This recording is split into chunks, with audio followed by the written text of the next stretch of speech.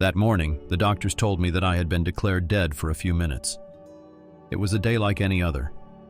The September sun shone high in a clear sky, and the warm air made everything feel heavy, even the trees along the road. I put on my helmet and climbed onto my bicycle, ready for the usual ride to the office. However, something was troubling me, an inexplicable feeling, as if time itself were holding its breath. I pedaled at a steady pace, letting the monotony of the route lull me. I thought about my wife and our soon-to-be-born child, imagining a rosy future, a boy or a girl, a happy and complete family. Suddenly, a deafening noise interrupted my thoughts. I couldn't understand what it was, maybe an out-of-control engine. In an instant, I realized what was happening. A car had suddenly swerved into my lane, swerving like a wounded animal. Instinctively, I tried to steer to avoid it, but there was no time. The impact was devastating. I felt an explosion of pain, and then everything went black, as if my body had been ripped from reality. The world around me dissolved into a confused chaos of colors and sounds, followed by deep darkness. I don't remember how much time passed in that condition. The doctors told me that my heart had completely stopped for a few minutes. When I opened my eyes, my first sensation was that I had woken up from a nightmare. My body lay on the ground, twisted into an unnatural position. My right leg was bent in impossible ways, a grotesque sight that made me look away. It was then that I noticed something even stranger. I was observing the scene from above. I saw myself lying on the asphalt, the helmet broken beside me, a pool of blood slowly spreading. People had gathered. Some were shouting, others covering their mouths in horror. A man was bending over me trying to feel my pulse. I saw and heard him speak, but his voice seemed distant, like through a glass wall. A primal fear overcame me. What was happening? Was I dying? Was I already dead? Before I could formulate a response, I felt a presence beside me. I didn't see anyone, but an invisible force seemed to pull me, dragging me away from the scene. I tried to resist, desperately clinging to the world I knew, but it was useless. The more I tried to oppose it, the more powerful that force became. Then a calm, deep voice enveloped me like a maternal embrace. "Relax, don't resist. I am here to help you." Something in the voice disarmed me. It was impossible to resist that calm. I let go, closed my eyes, and accepted being dragged away. I didn't know where it was taking me, but I felt I had no choice. I found myself in a tunnel. It wasn't a physical place, or at least it didn't seem that way. The walls were dark, soft as if made of smoke or solid shadows. The only thing breaking that darkness was a white point of light on the horizon. I began to move toward it, not walking but floating, as if pushed by an invisible current. As I approached, the tunnel filled with eerie noises, screeching sounds like nails scraping metal and a whiny whisper, almost a lament of pain. It was a concert of sounds that sent chills down my spine. I closed my eyes to avoid being overwhelmed by terror. After a while, the sounds began to fade, leaving only silence. When I opened my eyes, the tunnel had disappeared. Now I was in a place that seemed to belong to another world. The sky was a pure, infinite blue. An immense meadow stretched out before me with grass so soft I wished I could lie there forever. I could hear the sound of water, a crystal-clear stream flowing peacefully not far from where I was. The air was perfect, neither hot nor cold, a gentle embrace that enveloped me completely. I was not alone. Around me were luminous figures, similar to people but different. They were enveloped in an aura of light, their faces serene, almost inhuman in their beauty. They seemed happy, at peace, and their presence filled me with an inexplicable joy. For a moment I thought it was all a dream, yet it was incredibly real. "Is this heaven?" I thought before I could voice the question. A sweet and reassuring voice replied, "Yes, this is heaven. We were waiting for you." I turned sharply, looking for the source of the voice, but I saw no one. "Who are you? Where are you?" I asked, but the answer came again clearly, as if spoken right next to my ear. "I am here, always here." A wave of peace enveloped me, yet a part of me couldn't help but wonder why me, what had really happened. I remained in that dark tunnel, an invisible current pushing me closer to the light, but suddenly the feeling of peace began to waver. The air changed, becoming heavy, oppressive, as if something dark and terrible was waiting to be revealed. I heard distant sounds, different from the eerie ones I had perceived before. Explosions, screams, gunshots. I was being pushed towards something I didn't fully understand, but I knew it would be devastating. Then the light enveloped me, and everything changed. I was no longer in the tunnel. I found myself on an earth I didn't recognize. The sky was gray, smothered by toxic clouds covering the sun. The air smelled acrid, like burning metal. Everywhere I looked, there was destruction. Collapsed skyscrapers, standing like skeletons of concrete and steel. The streets, once lively and crowded with people, were deserted except for piles of rubble and abandoned vehicle carcasses. It was 2025.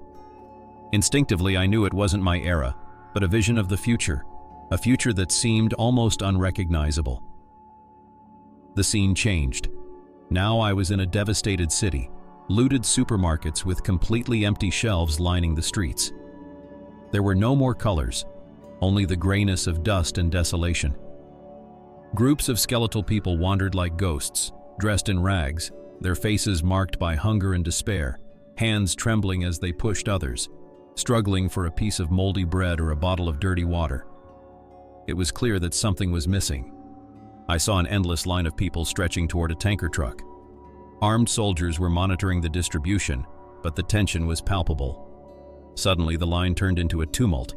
A woman with a child in her arms desperately tried to approach the truck but was violently pushed back. Someone shouted, and within moments, a brawl broke out. The soldiers fired, and chaos turned into a scene of blood. It was as if water had become more precious than gold. The lack of resources had reduced people to beasts ready to do anything to survive. The sky above me suddenly lit up, but it wasn't the sun. It was an explosion, a column of flames rising in the distance, followed by a shockwave destroying everything in its path. I was safe, like an invisible spectator, but I could feel the heat and terror of that moment. I moved automatically toward the site of the explosion and saw what remained: an immense crater surrounded by smoking rubble.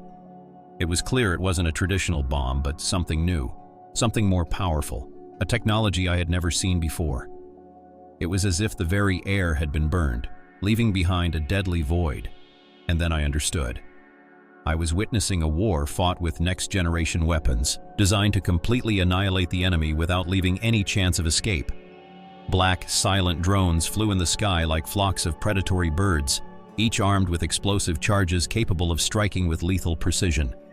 I saw them streaking between buildings, relentlessly pursuing human targets. There was no way to escape. People tried to hide, but the drones seemed to know exactly where to look. In the distance, I observed another type of weapon. It was silent, but its impact was equally devastating. I saw men and women suddenly fall to the ground without even a cry, some clutching their throats, unable to breathe. Then I understood. It was a chemical attack, an invisible fog slowly spreading, poisoning the air and water. No one was safe. The scene changed again. Now I was in some sort of underground shelter, the air stifling, the ceiling low, and the concrete walls damp and cracked. Dozens of people huddled together, some sitting on the dirty floor, others curled up in the corners. Children cried, their voices weak and tired. A man was speaking to a small group, his voice deep but steady. "The food is almost gone," he said, "and we also have to ration the water. We can no longer afford to go out during the day. The drones patrol the streets at night. Maybe we can try to recover something, but we have to move in small groups." His words were full of desperation, but also determination. I realized that these people were struggling to survive in a world that had abandoned them. "How long will it last?" a woman with a newborn in her arms asked.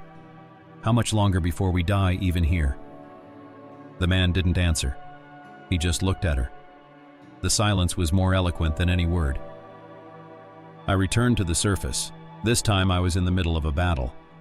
I saw soldiers with futuristic armor, their bodies covered by metallic exoskeletons that made them faster and stronger.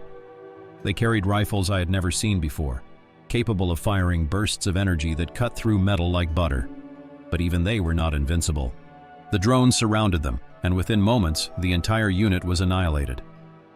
And then, above it all, I heard a voice. It wasn't the calm and reassuring voice that had guided me until that moment. It was dark, like a distant thunder. This is the destiny that awaits humanity if it continues down this path. The voice seemed to come from everywhere, filling the air. But not all was lost. There are still possibilities. War can be avoided, but it requires a change that begins with each one of you. I wanted to ask how all this could be stopped. But before I could, the images began to fade. The gray sky, the explosions, the suffering. Everything slowly dissolved, leaving me with one certainty. The future of Earth was hanging by a thread, and every choice would have immense consequences. I was still in that place between dream and reality, with the weight of the choice pressing on my heart. I had seen scenarios that defied my understanding, yet I knew I couldn't ignore them. As I tried to find an answer within myself, the light around me changed, becoming more intense, warm, almost tangible, and with it, a presence. It was no longer just a voice in front of me. A figure appeared. It was a man, or at least that's what he seemed like. His face was young, but his eyes had a depth I couldn't explain. They were eyes that seemed to know everything about me, every thought, every fear, every secret. His beard was short and well-groomed, his hair barely reaching his shoulders. But what struck me most was the aura surrounding him. It was a glow that didn't hurt the eyes, a light that conveyed peace and love. His white tunic seemed to be made of a fabric I had never seen on earth, pure, immaculate, as if woven from light itself. His hands were open, facing me, and only then did I notice the scars. They were deep, one on each palm, like ancient wounds that had never fully healed. His feet had similar marks, yet they didn't convey pain. On the contrary, everything about him emanated strength and compassion. "Are you Jesus?" I asked with a trembling voice. I'm not a Christian, nor is my family. But something inside me knew who he was. "I am," he replied with a gentle smile. His voice was the one I had heard from the beginning, but now it had an even deeper warmth, as if every word was a caress for the soul. "Why are you here? Why are you showing me these things?" I asked. "Because it is time for you to decide," he said. "Your life on earth has ended, but your heart is still divided. I am giving you the opportunity to choose. Stay here where there is no suffering, or return to earth and face the path that awaits you." He took my hand, and a wave of warmth flowed through my body. It was not only physical but also spiritual, as if every fear, every doubt, every uncertainty had been swept away.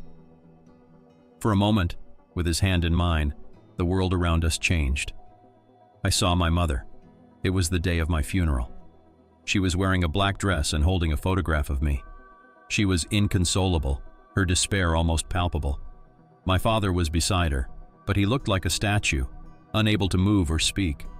I saw the pain in my wife's eyes, a pain that seemed to break her soul, and then our child. He was still a newborn, unaware of everything that was happening, but already orphaned without a father. "This is the future if you choose to stay," Jesus said. "Without you, they will find their way, but their journey will be harder. Your love, your guidance will be lost forever." I felt a knot tighten in my chest. How could I condemn them to that fate? "But there won't be only pain?" I asked. Jesus continued, "I want to show you also what you can leave behind if you decide to stay." The images changed.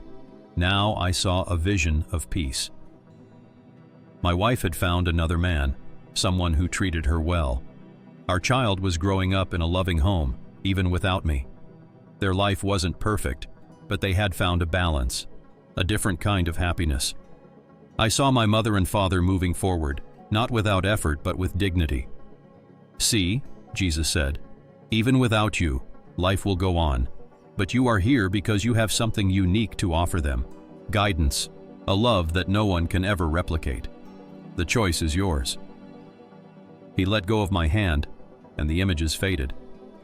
Now we were back in the paradisiacal meadow, and silence enveloped us. I felt the wind caress my skin, and the smell of fresh grass brought me back to the reality of that extraordinary place. "Why are you showing me this?" I asked, trying to hold back tears. Because God gave you the gift of free will, Jesus replied.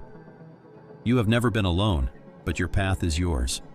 Your life has been full of love and sacrifice, and now you are given the opportunity to choose. But there was still another question haunting me and the world. I see images of war and destruction. Is this what awaits us? Jesus nodded, his face becoming more serious. The future of humanity is uncertain.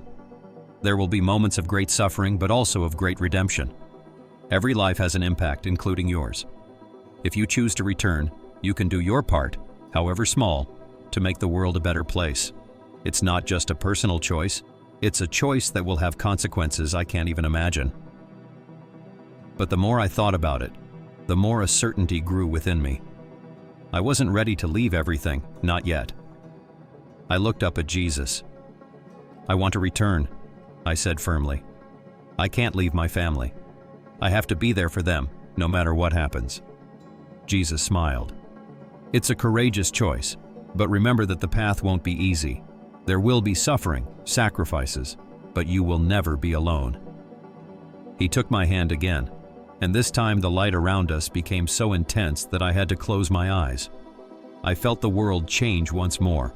Then a sudden pain struck my body like lightning, spreading through every nerve. I felt the weight of my own body, heavy, oppressive, as if my return to reality was an act of sheer force.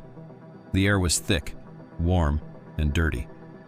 I reopened my eyes with difficulty, and the first thing I saw was the sky, a terribly familiar sky, gray, covered by a haze, no trace of that perfect blue I had left behind. My body lay on the asphalt, surrounded by faces I didn't recognize. Sirens blared in the distance, and someone was shouting orders. "He's coming back! Breathe! Breathe!" My vision was blurred, but I understood that I was exactly at the point where the accident had occurred. The asphalt beneath me was rough, dirty, and I felt a sharp pain in my right leg. I tried to move it, but it was useless. Something was wrong. Something terribly wrong. "Don't move," a voice said above me. A man dressed in a paramedic uniform. "You've been involved in an accident. We're taking you to the hospital. You're alive, understand? You're alive." Alive! The word echoed in my head. I had returned. I had chosen to come back. I tried to speak, to respond, but the words wouldn't come out. My mouth was dry, and a metallic taste of blood filled my throat.